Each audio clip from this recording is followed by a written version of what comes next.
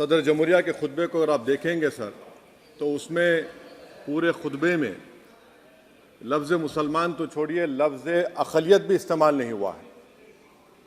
और मैं बड़ी ज़िम्मेदारी के साथ आपके सामने अर्ज़ कर रहा हूँ कि भारत में 14% मुसलमान जो आबादी के लिहाज से 17 करोड़ आते हैं, वो आज पिछले 10 साल में नरेंद्र मोदी की सरकार में अपने आप को एक गैर यकीनी कैफियत में पाते हैं।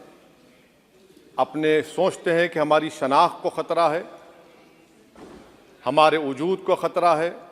और मैं बड़ी ज़िम्मेदारी के साथ कह रहा हूँ कि जज्बात में लाए बगैर कह रहा हूँ कि आज 17 करोड़ मुसलमान अपने आप को ऐसा समझते हैं कि जिस ज़माने में हिटलर के ज़माने में यहूदी अपने आप को समझते थे। और उसकी मैं बताता हूँ क्यों समझते हैं, बताता हूँ आपको चंद मिनट में। सर, मिसाल के तौर पर आप देखिए खुतबे सदारत के हिस्से तहरीर का 32वां पैराग्राफ 32 पैराग्राफ में ड्रॉप आउट रेट का जिक्र हुआ, स्कूलों में इंदराज यानी एनरोलमेंट का जिक्र हुआ, एससीज का नाम लिया गया, एसटीज का नाम लिया गया, ओबीसीज का नाम लिया गया, लफ्ज़ अक़लियत का नाम नहीं लिया गया, मुसलमान तो छोड़िए। और सबसे ज़्यादा ड्रॉप आउट इस मुल्क में अगर स्कूलों में है तो मुसलमानों में है। सबसे कम एनरोलमेंट अगर है तो मुसलमानों में हायर एजुकेशन में। गवर्नमेंट का डेटा है सर कि मुसलमानों का जो स्टूडेंट ड्रॉप आउट है वो 14.42 से क्लास 1 से शुरू होता और वो क्लास 6 और 8 को पहुंचे अब तक वो 10.76 को पहुंचता है। ये गवर्नमेंट का डेटा है, यानी क्लास 1 से क्लास 6 8 तक ये हाल है। आपने क्या किया सर इस बजट में? प्री मैट्रिक स्कॉलरशिप को सिर्फ 9th क्लास तक महदूद कर दिया और इसमें आपने पैसे कम कर दिए प्री मैट्रिक स्कॉलरशिप में। और सर 2022-23 का बजट आप देखिए, 5026 करोड़ रुपए दिए गए थे, जिसमें से सिर्फ 663 करोड़ इस्तेमाल हुए। अब आप आ जाइए सर, AISHE का डेटा है कि हायर एजुकेशन में मुसलमानों का 8.5 ड्रॉप आउट रेट हुआ है। 2020-21 में गवर्नमेंट का डेटा बता रहा है कि 1,80,000 मुसलमान हायर एजुकेशन में नहीं है। प्री मैट्रिक स्कॉलरशिप को आपने 423 करोड़ था, उसको आपने इस साल 326 कर दिया। मौलाना आज़ाद फेलोशिप को 45 करोड़ कर दिया। MCM जो 44 करोड़ था 33 करोड़ कर दिया। बताइए, जो सबसे ज़्यादा जिसका कम्युनिटी का ड्रॉप आउट रेट है और जो हायर एजुकेशन नहीं, उससे आप ये बर्ताव करते हैं। सर, दूसरी बात यह है कि हम ये देख रहे हैं कि 10 साल में इस सरकार में कोई हद नहीं छोड़ी है गलत हुक्मरानी की, नफरतों को भड़काने की, कोई हद नहीं छोड़ी गलत फहमियों को फैलाने की, और कोई हद नहीं छोड़ी इस मुल्क के अवाम नास को तर्क करने की। इस 10 साल में हमने क्या देखा सर? जमहूरियत हमारे वतन अजीज की को बचाना बहुत ज़रूरी है। ये गरीबों के लिए और कमज़ोरों की एक बहुत बड़ी ताकत है। मगर 10 साल में 9.5 साल में क्या हुआ? सिर्फ एक शख्स को मजबूत कर दिया गया, एक मजहब को मजबूत कर दिया गया, एक आइडियोलॉजी, एक नज़रिए को मजबूत कर दिया गया, एक शनाख्त को सब शनाख्त के आगे दूसरी शनाख्तों को मिटाने की कोशिश की गई, एक ज़बान को मजबूत कर दिया गया। तो हमारी जमहूरियत तो खोखली हो चुकी है। और सर, कोई भी हुकूमत और पार्टी सिर्फ जबर और इस्तेसाल पर कायम नहीं रह सकती है सर। दूसरा पॉइंट सर जो मैं आपके सामने अर्ज करना चाह रहा हूं, CAA के कानून के ताल्लुक से मरकजी एक वजीर ने अखबार में बयान दिया कि हम 8 दिन में करने वाले हैं। आप 8 दिन में करेंगे, 8 दिन में एहतजाज शुरू होगा मुल्क के कोने कोने में।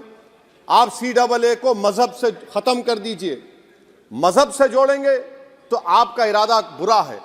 आप भारत की अक़लियतों को, भारत के मुसलमानों को, दलितों को आप परेशान करने का आपका इरादा है। सर, दूसरी बात यह है कि CAA के खिलाफ क्यों हम हैं? क्योंकि सीमांचल के मुसलमान को आप बांग्लादेशी कहते हैं। कोई मिनिस्टर मुझे कहता है कि घुसपैठी है, रोहिंग्या है। तो CAA को मजहब से जोड़ना गलत था, उसको निकालिए।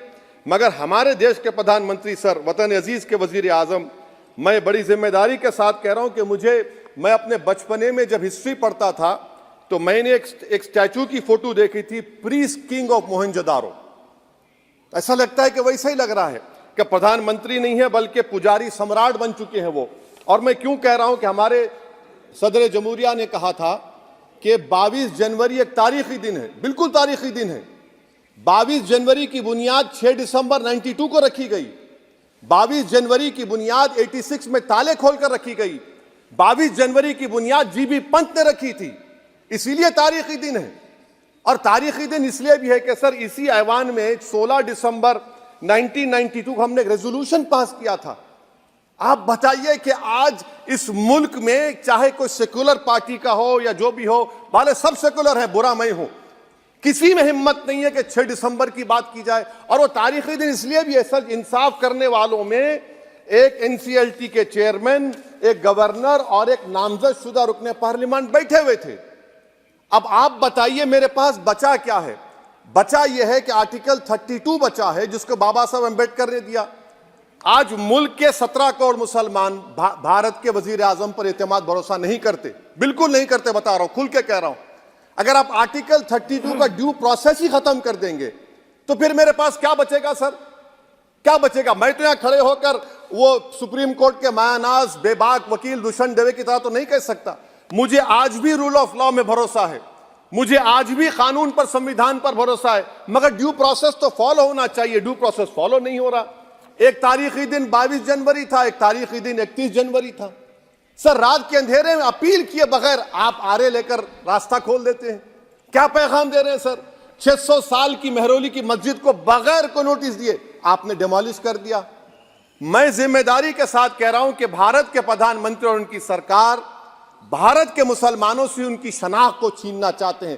ख्वाजा अजमेरी के आस्थाने पर चादर बिछाइए, मगर आप जो चादर मुझसे छीनना चाह रहे हैं, मेरी मस्जिद है, आप हर मस्जिद को छीनना चाहते हैं।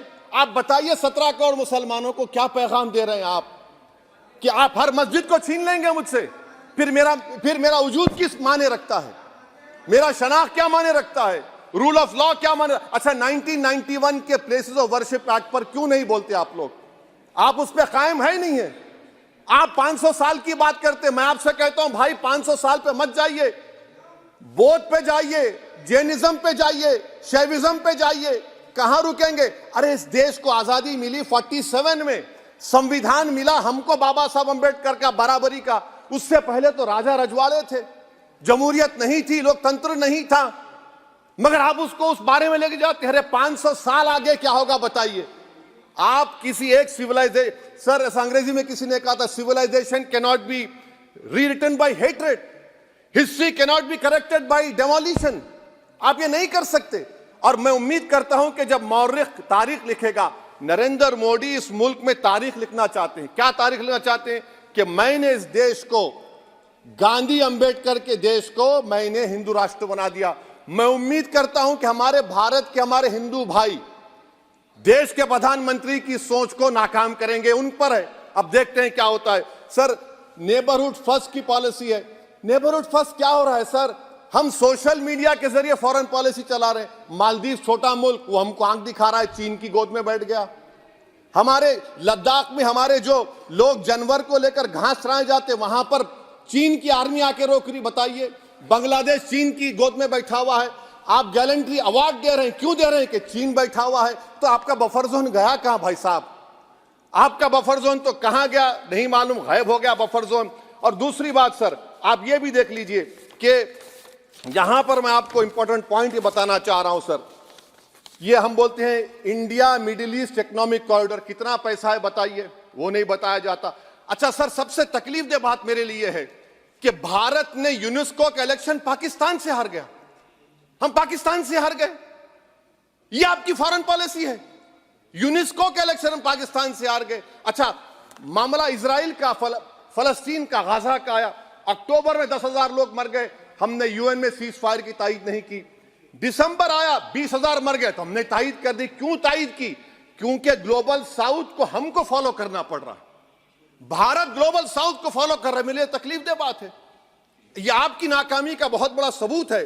इसीलिए हम बता रहे हैं कि यह सरकार की बहुत से नाकाम। अलीगढ़ मुस्लिम यूनिवर्सिटी, आखिरी पॉइंट, अलीगढ़ मुस्लिम यूनिवर्सिटी, सर आप उत्तर प्रदेश से आते हैं, सर 81 में एक्ट पास हुआ, हमारा लॉ ऑफिसर कोर्ट में कहता है कि मैं पार्लियामेंट के एक्ट को नहीं मानता।